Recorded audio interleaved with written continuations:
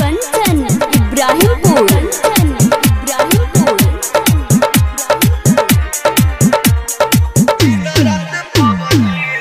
तोहके भूले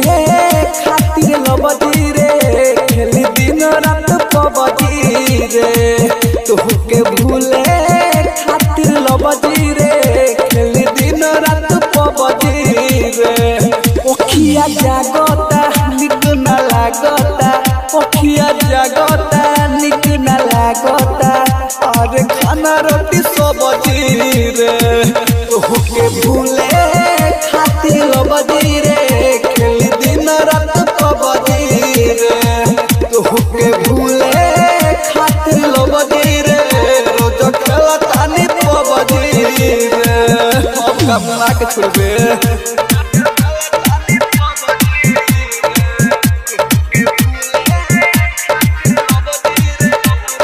Kanchan Ibrahimpur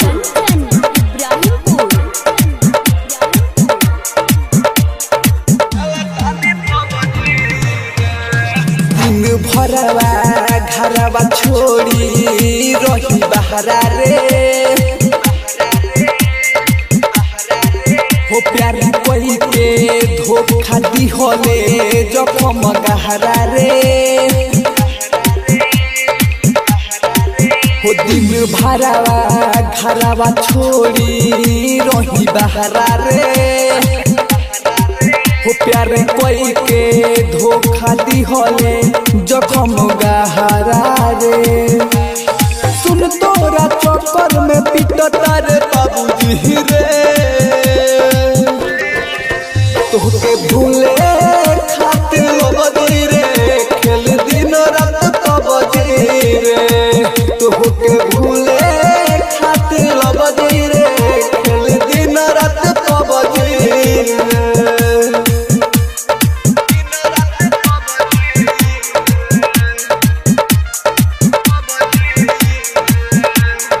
Kanchan Ibrahimpur mix Pallavi recording studio मछिया मोड़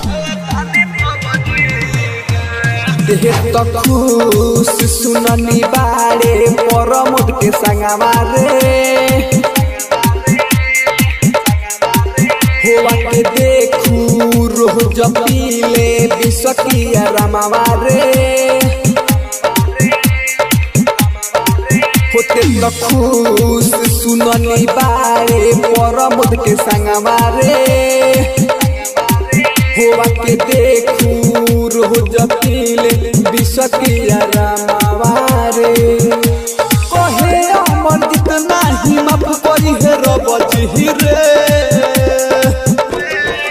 तोहके भूल